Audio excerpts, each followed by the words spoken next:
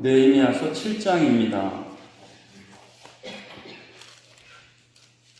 느헤미야서 7장, 특별히 1절부터 7절, 그리고 61절부터 끝절까지 이렇게 처음과 끝부분을 읽겠습니다. 먼저 7장 1절부터 7절까지 읽고 그 다음에 61절부터 끝절까지 교독하겠습니다. 성벽이 건축됨에 문짝을 달고 문지기와 노래하는 자들과 레위 사람들을 세운 후에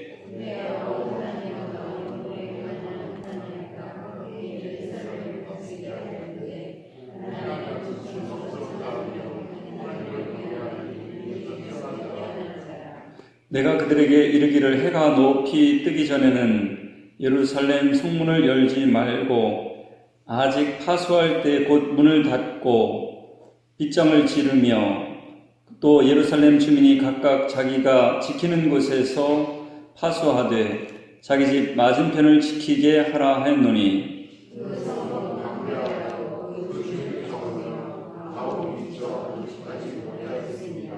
내 하나님이 내 마음을 감동하사 귀족들과 민장들과 백성을 모아 그 계보대로 등록하게 하심으로 내가 처음으로 돌아온 자의 계보를 얻었는데 거기에 기록된 것을 보면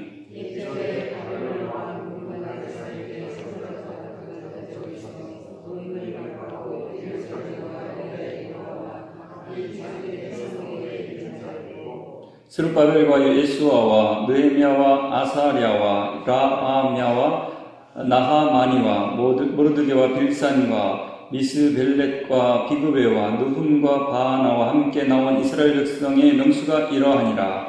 61장을 제가 읽겠습니다. 62절을 여러분이 읽으면 되겠습니다. 데멜라와 데하르사와 그룹과 앗돈과 임멜로부터 올라온 자가 있으나 그들의 종족이나 계보가 이스라엘에 속하였는지는 증거할 수 없으니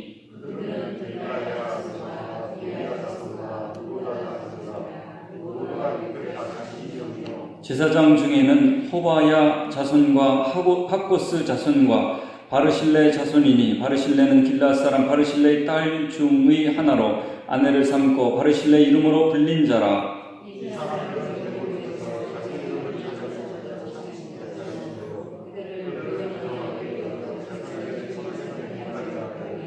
총독이 그들에게 명령하여 우림과 둠빔을 가진 제사장이 일어나기 전에는 지속물을 먹지 말라 하였으므로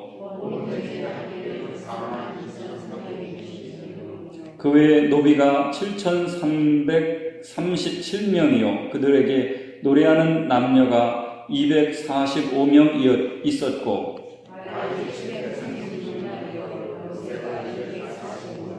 낙타가 435마리요 나귀가 6,720마리였느니라.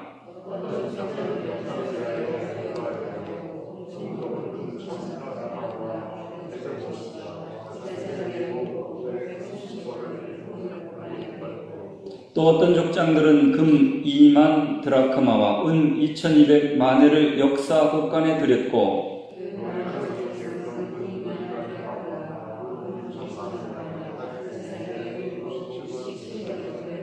다같이요 이와 같이 제사장들과 레위 사람들과 문지기들과 노래하는 자들과 백성 몇 명과 느드임 사람들과 온 이스라엘 자손이 다 자기들의 성읍에 거주하였느니라. 아멘. 이스라엘 백성들이 교환해서 이제 성벽과 성문을 다 달고 부흥회를 하기 전에 이제 인원을 계수하는 장면이 나옵니다. 건축한다는 게 굉장히 어렵지 않습니까? 저도 잘 몰랐는데 저희 아버지가 목회하면서 3개의 교회를 건축을 하였습니다.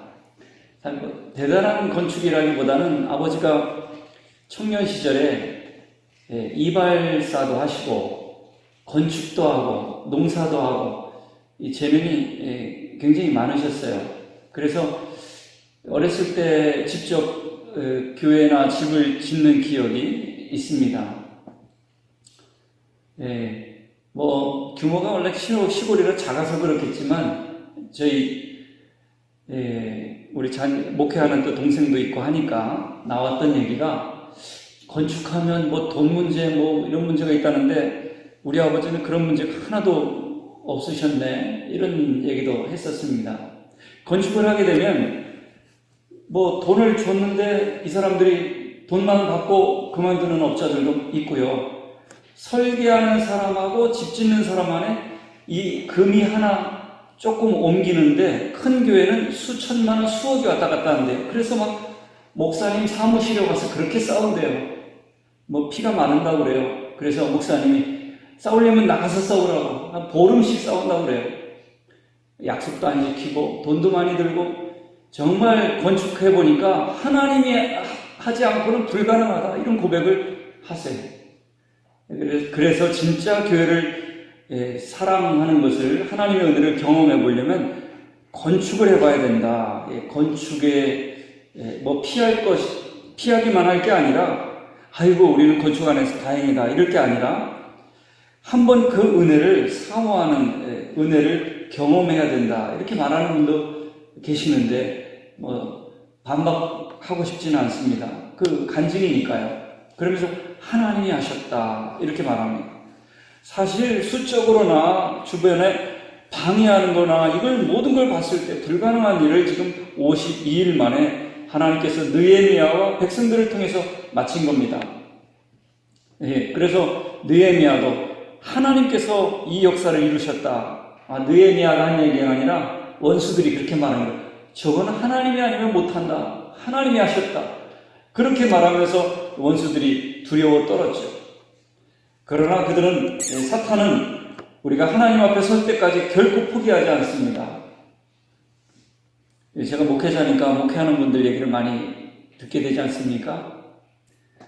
어떤 교회도 은퇴하거나 사명이 다 끝날 때까지는 한순간도 긴장을 늦출 수 없는 게 목회자라고요.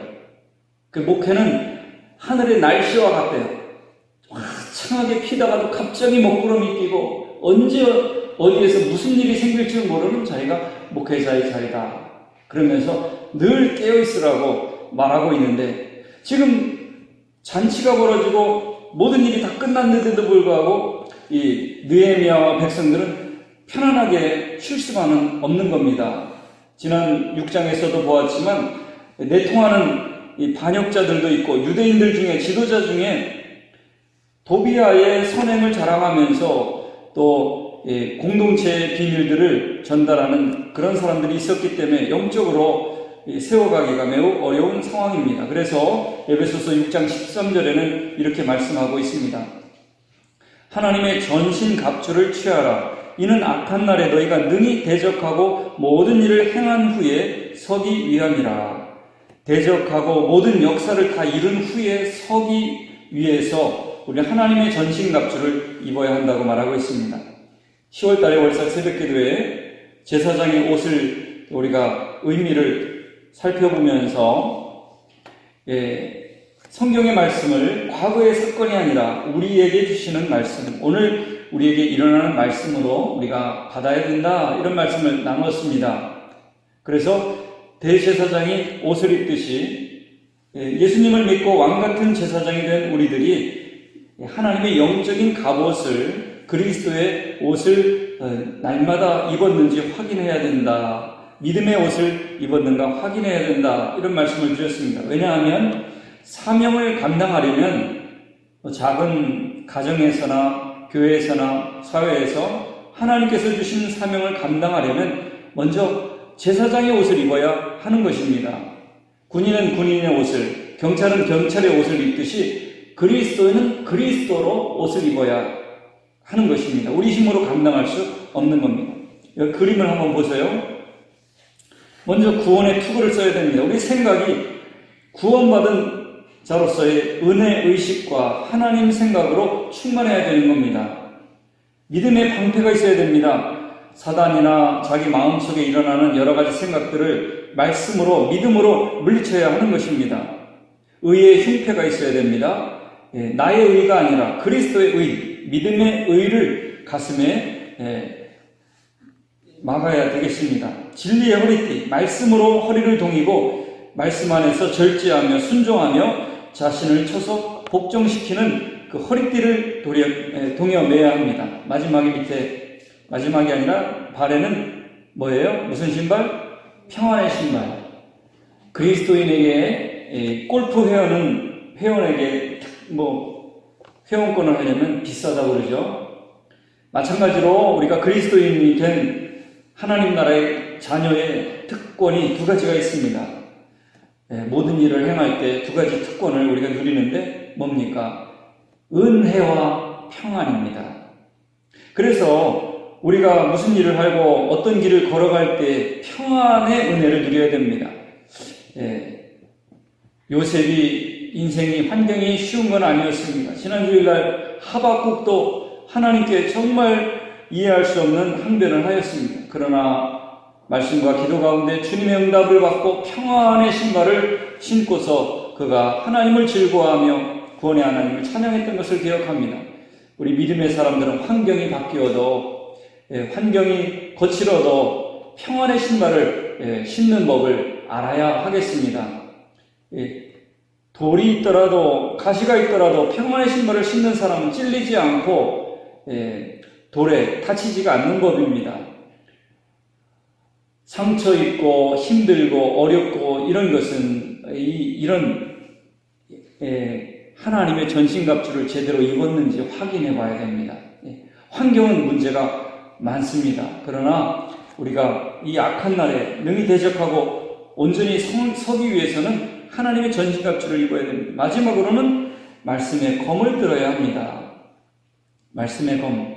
말씀을 받아야 사단의 괴계를 물리칠 수가 있습니다. 하박국도 하나님께 간구했을 때 하나님께서 말씀을 주셨습니다. 특별히 어떻게 말도 안 되는 바벨론을 통해서 우리가 아무리 잘못했기로서니 더 악한 놈을 통해서 우리를 이렇게 연단하십니까? 하나님, 남들이 뭐라고 하겠습니까? 하나님께 질문했을 때 하나님 체면이 어떻게 되겠습니까? 그랬을 때 하나님께서 응답하셨죠.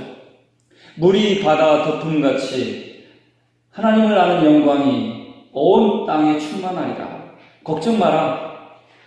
네가 걱정할 일이 아니다. 결국은 하나님의 영광이 충만하게 되고 하나님의 능력과 의로움이 드러나게 될 것이다.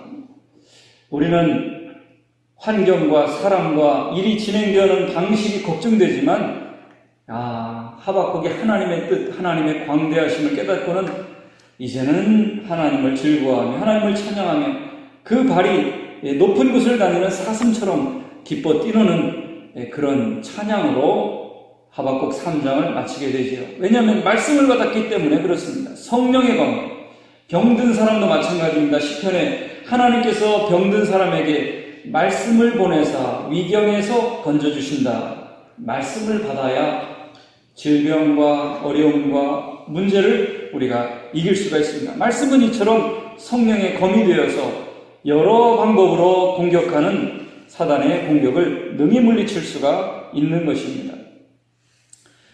지금 성벽은 지어졌고 성문은 회복되었고 원수들은 계속 공격할 틈만 노리고 있기 때문에 느헤미야가 7장에 이제 3가지 사역을 하고 있는 것입니다. 지금까지 사람들은 성벽을 지었습니다. 성벽을 위해서 일했습니다. 그런데 앞으로는 성벽이 이 사람들을 지켜 보호해 줄 것입니다. 무슨 말입니까? 우리가 가정을 세우고 교회 공동체를 잘 세우면 그 가정과 교회가 여러분의 안녕과 행복과 자녀와 미래를 밝히 비춰주고 보호한다는 사실입니다. 우리가 왜 교회를 위해서, 왜 가정을 위해서 이렇게 수고합니까? 그 가정과 교회가 우리에게 평안과 안식과 축복을 주기 때문에 그렇습니다. 그래서 교회를 잘 세워가면 우리 하는 일이 형통하게 되고 마음이 평안하게 되고 자녀들이 복을 받게 되기 때문에 그렇습니다. 1페이지의 마지막 줄 원리, 그것을 우리 함께 읽으면서 마음에 새기기를 원합니다. 원리 다 같이 시작. 우리가 믿음의 공동체를 세우면 그 공동체가 우리 가정과 인생을 풍성하게 한다. 그렇습니다. 지금까지는 성벽 쌓느라고 사람들이 존재했지만 이제는 그 성벽이 사람들을 지켜줄 것입니다. 우리가 먼저 나부터 살자고 할 것이 아니라 공동체를 위해서 헌신하면 그 공동체가 우리의 삶을 투자한 것보다 30배, 60배, 100배 아니 그보다 훨씬 더 많이 우리에게 갚아주는 겁니다.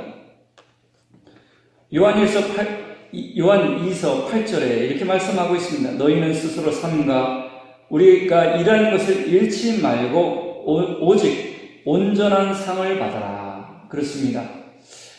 우리가 주님의 일을 할 때 주님께서 갚아주시고 온전하게 상을 받을 것을 기대하는 마음을 잃지 말아야 됩니다. 사실은 저는 헷갈렸거든요. 아니 믿는 사람들이 예수님의 피 흘려서 피값으로 구원받은 것만 하면 전부지 뭘 상을 바라나. 그런데요, 그렇지 않습니다. 온전한 상을 받기를 사모해야 됩니다. 그게 믿음입니다. 주님께서 상을 주시겠다고 약속하셨습니다. 안 주시겠다고 했으면 상 달라고 기대하는 것이 불신앙이고 아주 배은망덕한 거지만 주님께서 약속하셨는데 그것을 사모하지 않으면 잘못된 겁니다. 그래서 지극히 작은 자에게 한 것이 곧 주님께 한 것이고 가난한 자의 긍휼을 베푼 것이 나에게 구워준 것이다. 내가 반드시 갚아주겠다. 그랬거든요. 그래서 그 사람이 못 갚아도 그 사람이 칭찬을 안 해도 누가 갚아주신다고요? 하나님이 갚아주십니다. 그렇기 때문에 우리가 선을 행하지만 낙심하지 않는 겁니다. 여러분이 교회를 위해서 주님을 위해서 알게 모르게 하는 것은 사람들에게 인정과 칭찬을 받을 수도 있지만 그러하지 않더라도 누가 기억하십니까? 하나님이 기억하십니다. 그리고 하나님이 갚아주십니다. 이것을 하면서 우리가 일을 하면서 봉사하면서 결코 낙심하거나 억울하거나 서운하지 않게 주님을 바라보면서 주님과 눈을 마주치면서 그렇게 사역을 하는 겁니다. 결코 낙심해서는 안 되겠습니다. 특별히 여기 나온 사람들은 바로 이 예루살렘 도시를 지켰잖아요. 거기에 헌신하고 물질과 힘을 들였잖아요. 그 예루살렘 성에 누가 오십니까? 예수님께서 오셔서 그 도시를 걸으시고 성전을 찾으시고 말씀을 가르치시고 거기서 구원 사역을 감당하는 그 역할을 바로 이 사람들이 했던 겁니다. 그것이 먼 훗날 400년 후에 일어날 일이지만 하나님의 관점에 보면 이분들이 구원 사역에 일조한 그런 사람들로 명단이 지금 이렇게 기록되고 있는 겁니다. 저와 여러분이 삼성교회를 섬기는데 하나님께서는 하나님의 역사 가운데 저와 여러분을 우리 삼성교회를 사용하고 계신 겁니다. 그런 역사의식을 가지고 예수님과 연결고리가 된 거예요. 이 사람들이. 그 사람들은 그걸 눈으로 보지 못했지만 믿음으로 그렇게 했던 겁니다. 저와 여러분도 마찬가지입니다. 우리가 교회를 위해서 헌신하고 예배드리고 교회를 지키고 하나님 나라를 위해서 헌신하는 것들이 이 미래의 하나님의 일에 연결고리가 된 것을 우리가 분명히 믿으면서 그 믿음을 가지고 이렇게 헌신할 수가 있는 것입니다. 이제 눈에 보이는 역사는 다 끝났습니다. 그러나 영적 싸움이 끝나지는 않았습니다. 여기 보면 그 6장에서도 이미 내부에 하나 되지 못한 사람들이 있었고요. 4절을 보면 3절과 4절을 보면 당면한 문제를 우리가 볼 수가 있습니다. 함께 읽겠습니다. 내가 그들에게 이르기를 해가 높이 뜨기 전에는 예루살렘 성문을 열지 말고 아직 파수할 때에 곧 문을 닫고 빗장을 지르며 또 예루살렘 주민이 각각 자기가 지키는 곳에서 파수하되 자기 집 맞은편을 지키게 하라 하였노니 그 성읍은 광대하고 그 주민은 적으며 가옥은 미처 건축하지 못하였음이니라. 여기서 궁금한 게 생기네요. 저도 예루살렘 성 안에 가옥이 있는 건지 성 밖에 있는 건지 언뜻 생각하면 성 안에 있어야 맞을 텐데 일단 궁금증은 나중에 연구하면서 답을 얻기로 하고 3절에 보면요. 원수들이 사방에 있지 않습니까? 그렇기 때문에 해가 떴는데도 성문을 쉽게 열어주면 안 됩니다. 성문을 열지 말라. 이렇게 되어 있어요. 여러분, 이제 일이 끝났다고 이 마음의 경계를 늦추지 말라는 거예요. 이젠 됐다, 이젠 쉬겠다 이러지 말고 늘 영적으로 깨어있고 긴장하라는 말이죠. 성문을 쉽게 열지 마라. 해 뜨기 전에 열으면 기습을 할 수 있잖아요. 그러니까 기습하지 못하게, 틈을 주지 않게 밝을 때 문을 열어라 이겁니다. 지금 생각나는 얘기지만 목회자에게 이제 상담하러 여성분들이 올 수가 있지 않습니까? 문을 반드시 열어놔야 됩니다. 목양실에, 목회자실에 또는 둘만 있는 공간에 두지 않습니다. 문을 활짝 열어놔야 됩니다. 차를 탈 때도 역시 옆자리에 이성을 태우지 않습니다. 이제 그런 것들이 뭡니까? 어두울 때 문을 열어놓는 거죠. 그래서 밝을 때 문을 열라는 것은 투명하게 사탄이 틈타지 않게 그렇게 하는 게 중요하다 하는 것을 말하고 있습니다. 목회자가 식사 대접을 할 때 거절하기는 쉽지 않지 않습니까? 서울의 모 교회, 큰 교회는 꽃뱀이 와가지고 실제로 교회 출석도 잘하고 하고 하다가 목사님을 좋은 식사하는 것에 초대를 했어요. 그리고 어떤 장면들을 사진을 찍었어요. 거기까지는 문제가 없는데 그 사진 그리고 또 이 꽃뱀의 배후에 있는 남자들이 그 담임 목사님, 그 아버지도 훌륭한 목사님인데 그것을 걸어가지고 결국은 목회 자리에서 끌어내렸어요. 가급적 아무튼 이 해 뜨기 전에 문을 열지 말라. 저는 많은 걸 생각하게 됩니다. 투명해야 되고 어두운 데서 진행이 되면 안 되는 거죠. 그렇기 때문에 목회자에게만 해당되는 것이 아니라 우리 성도님들은 삶이 투명해야 되고 그러기 위해서는 나를 지켜주는 구역장인 목회자 이 연결이 되어야 됩니다. 그래서 미국에서는 바로 감독 제도가 있습니다. 내가 목회하면 그것을 보고하고 우리도 이제 시차례나 노예 보고를 하잖아요. 전부 감독을 받는 거예요. 물론 독립적이고 자유롭지만 잘못되었을 때는 지도를 받아야 되기 때문에 이런 것들이 해 뜨기 전에 성문을 열지 말라 그런 의미와 저는 연관이 됩니다. 사탄이 틈을 탄다 이거죠. 사탄이 틈을 탈 일은 아예 처음부터 기회를 줘서는 안 됩니다. 쉽게 지나갈 수가 있어요. 구체적으로 예를 들겠습니다. 우리 교회가 노예 상납금이 이제 한 220만 원까지 냈었거든요. 요번에 190만 원 정도가 노예 상납금이 나왔어요. 세례교인 한 명당 15,000원을 내는 거예요. 그 시차례비는 거기에 10%를 냅니다. 그러니까 200만 원이면 20만 원, 100만 원이면 100만 원을 냅니다. 그런데 이제 재정부에서 우리 숫자가 줄어들었는데 그대로 내는 건 어렵다.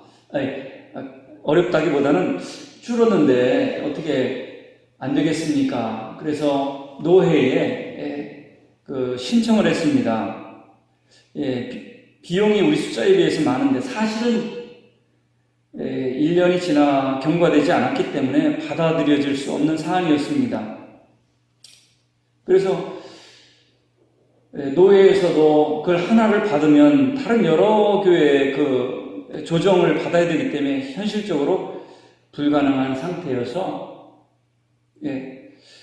전화가 왔어요. 목사님, 우리가 도와주고 싶은데 공식적으로는 안 되고 세례교인 수를 49명으로 하면 안 되겠습니까? 물론 많은 교회들이 한 30명 예배드리고 50명 예배드려도 교인 수를 10명, 15명 이렇게 신청을 하긴 합니다. 왜냐하면 재정에 한계가 있기 때문에. 그래서 그렇게 보고하는 것은 자유입니다. 그거에 대해서 문제가 되지는 않는데 일부러 아예 문제를 삼으려고 작심을 할 수 있는 경우가 전혀 없지는 않지만 49명으로 하면 안 되겠습니까? 그리고 우리 재적은 지금 한 재직회만 해도 60명이거든요. 그래서 거기서 편의를 봐주겠다고 하는데 문제 제기하는 사람은 없으면 이렇게 해서 좀 삭감을 하면 어떨까요? 그래서 뭐 괜찮네요. 저도 뭐 잘해주겠다는데 근데 그 책임이 누구한테 다 오는 줄 아십니까? 저한테 오는 거예요.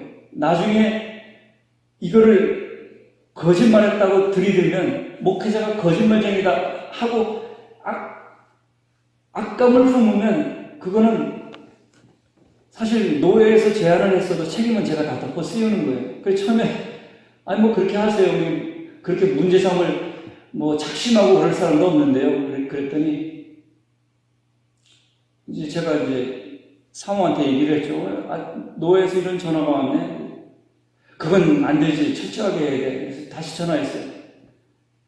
우리가 아무리 삭감도 좋지만 이런 문제가 틈을 줄 수는 없습니다. 우리 청년들은 빼고라도 재직이 60명인데 60명으로 신청하겠습니다. 50명까지가 이제 50명 이상은 1인당 15,000원인데 50명 이하는 1인당 5,000원인가 봐요. 거기 가면 훨씬 확 줄어드는 거예요. 돈도 돈이지만 돈 아끼겠다고 이 틈을 주면 안 되잖아요. 그래서 재직 명단 숫자를 제출하였습니다. 아무튼 어두운 데서 문을 열어놓으면 나중에 무슨 일이 일어날지 모른다는 거죠. 문이 밝을 때, 해가 뜰 때 문을 열어라는 거예요. 그래서 우리도 틈을 주면 안 돼요. 그 사람은 뭐 모르고 큰 잘못이 아니라 지나갔는데 나중에 틈을 줄 수가 있다고요. 그렇죠? 무슨 말씀인지 알겠죠? 더군다나 이 중요한 자리에 있을수록 이런 일은 쉽게 일어납니다. 내가 하자는 것도 아니고 거짓말로 속이자는 것도 아니고 아니 사무 보는 사람들이 거기 임원들이 그런 제안을 하는데 쉽게 넘어갈 수가 있는 부분인데 그런 일이 지난주에 있었습니다.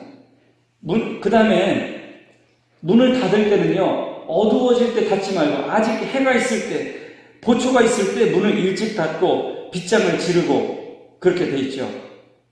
예루살렘 그러니까 문을 일찍 어두워질 때 문 닫지 말고 일찍 닫으라 이겁니다.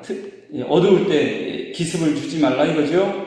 그 다음에 이제 장소가 너무 넓잖아요. 사람은 적고 지킬 때는 많으니까 예루살렘 주민이 각각 자기 집 앞을 지키고 집 맞은편을 지키라. 네가 있는데 네가 맡아라 이겁니다. 이거 보니까 생각이 납니다. 우리가 이제 차량 운행을 이제 교회가 커지게 되면 더 확대하게 되는데요. 사실은 자기 구역에 자기 옆 사람은 자기가 좀 책임져야 되고 자기 가족은 자기가 책임이 돼야 됩니다. 그걸 다 하다 보면 못할 수가 있어요. 아니 교인이 있는데 그런 봉사를 할 수 있으면 하는 게 좋죠. 그래서 자기 집, 자기 식구들, 자기 이웃 식구들 차량 봉사하는 일은 해야 됩니다. 그래서 그런 것들 어려우니까 이렇게 하면서 말씀을 드렸죠. 이게 2500년 일이 아니라 우리에게 주시는 말씀으로 말씀을 받자는 겁니다.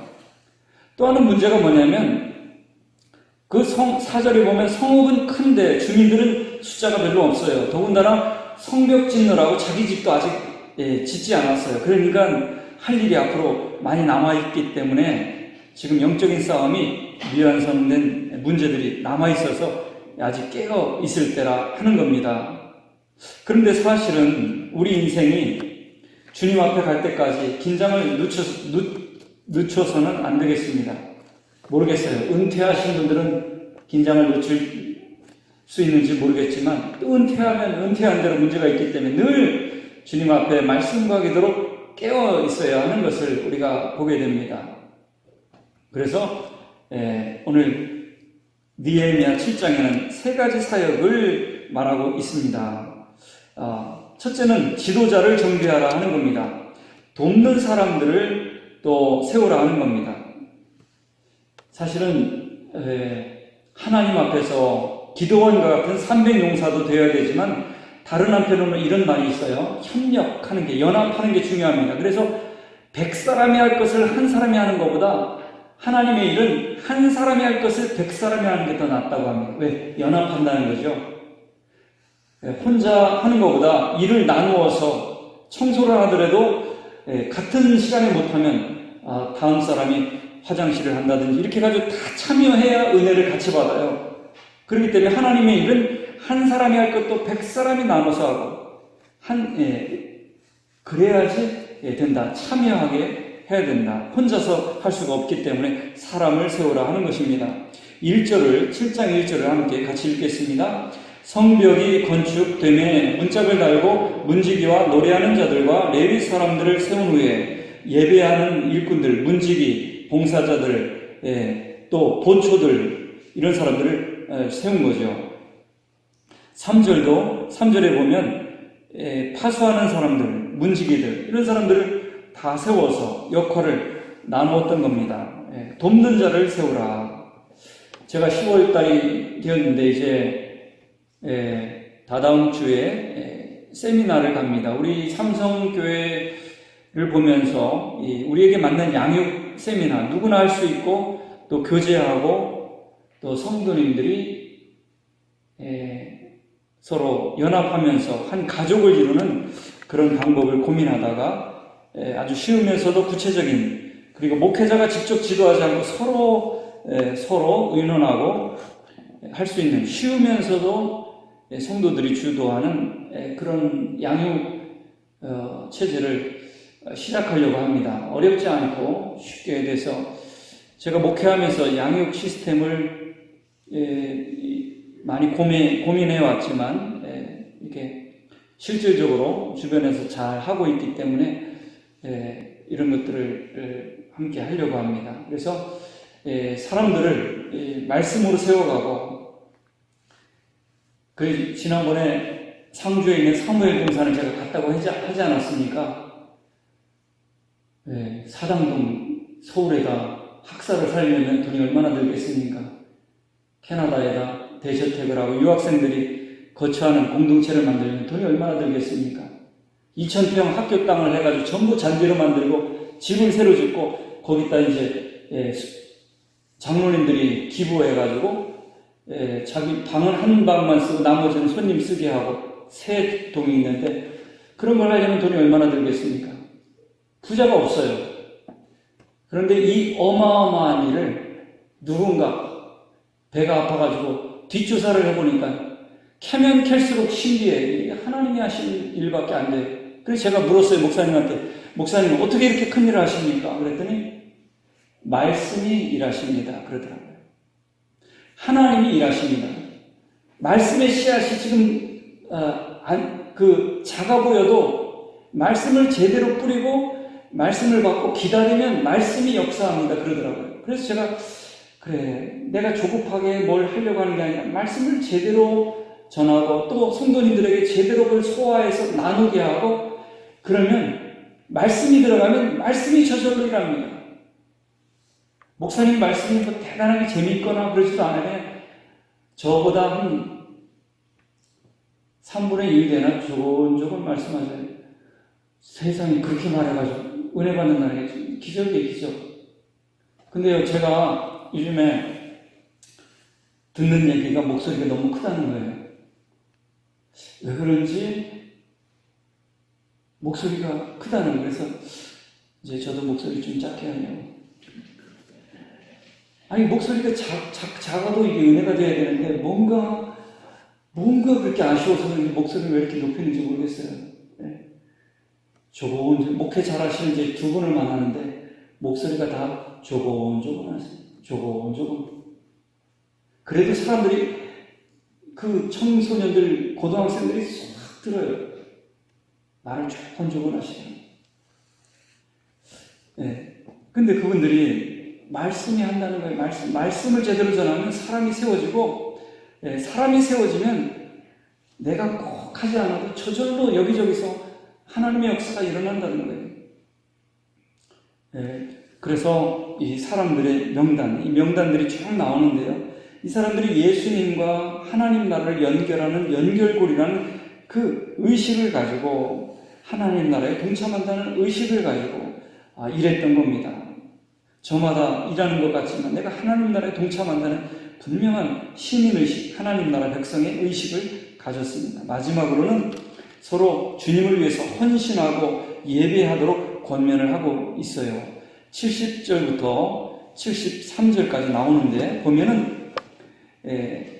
얼마나 헌신한지 보세요. 역사를 위해서 족장들이 보조했고 또 총독이 곳간에 드렸고 어떤 족장은 또 이런 것을 71절에 역사 곳간에 드렸고 또 72절에 나머지 백성도 이러이러한 것을 드렸고 드리는 삶이 헌신하는 게 기쁨이 되는 거예요. 이 사람들은 와, 내가 하나님 나라에 쓰임받다니 너무 영광이다 그랬습니다.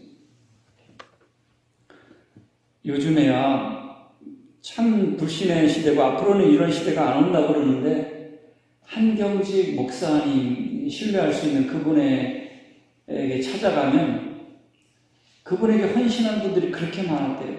그래서 어느 교회 시골에 2천만 원이 필요합니다. 그러면 목사님이 수첩을 꺼내가지고 딱 그 중에 전화를 하면 그분이 2천만 원 전액을 말씀하시는데도 그냥 다 헌신을 했어요. 그래서 이제 다른 권사님이 또 따진대요. 목사님 왜 나한테 연락을 안 하고 저 사람한테 연락을 했습니까? 이러면서 서로 드리려고 따진다고 합니다. 얼마나 아름다운 공동체입니까? 하나님의 나라를 위해서 서로 신뢰하고 믿고 그게 왕성하게 하나님 나라가 이루어졌던 그런 시대였어요. 오늘 그게 우리나라에도 있었단 말이죠. 이 사람들이 드렸고 보조하고 막 드리면서 생색내는 게 아니라 아이고 받아주셔서 영광입니다. 나를 사용해 주셔서 감사합니다. 이런 마음으로 교회를 세워갔던 거죠. 이런 하나님 나라의 수준 높은 의식을 가졌던 것을 보게 됩니다. 이렇게 인사를 마무리하고 이 사람들이 역사의식을 가지고 하나님의 공동체를 세워가면서 이제 8장의 말씀 부흥회가 에스라를 통해서 일어나게 되는 것이죠. 모쪼록 우리가 하나님의 교회, 믿음의 공동체를 잘 세우면 그 공동체가 우리 가정과 일터와 우리 자녀와 앞날을 평탄하게 은혜롭게 한다. 여러분 사실 교회와 관계가 껄끄러워지고 문제가 되는 것에 마음이 불편하고 가정생활이 불편하고 자녀 교육도 암담하고 일이 다 틀어지게 돼 있어요. 시간이 가면 갈수록 느끼는 게 교회를 잘 만나야 되고 교회를 잘 세워가야 돼요. 그게 얼마나 중요한가. 요즘에 집 사는 것도 중요하고 학교 정하는 것도 중요한데 교회를 정할 뿐만 아니라 교회를 아름답게 갖고 가는 게 얼마나 우리 인생에 가장 중요한 일인지 모릅니다. 우리가 공동체를 잘 세우면 공동체가 우리에게 풍성한 생수와 은혜를 주기 때문입니다.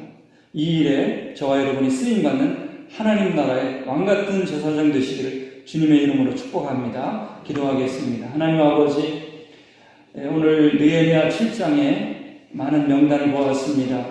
이것이 2500년 전의 명단이 아니라 오늘 우리도 하나님의 생명책에 예배자로 헌신자로 기록되는 것을 상상하면서 하나님 나라가 삼성교회와 성도님들을 통해서 확장되기를 비전을 가지고 낙심치 않고 믿음 안에서 주어진 사명을 기쁨으로 감당하는 우리 성도님들 되게 하시고 하나님의 온전한 상을 받기를 사모하면서 주님을 바라보면서 귀한 신앙생활 하도록 은혜 내려 주옵소서.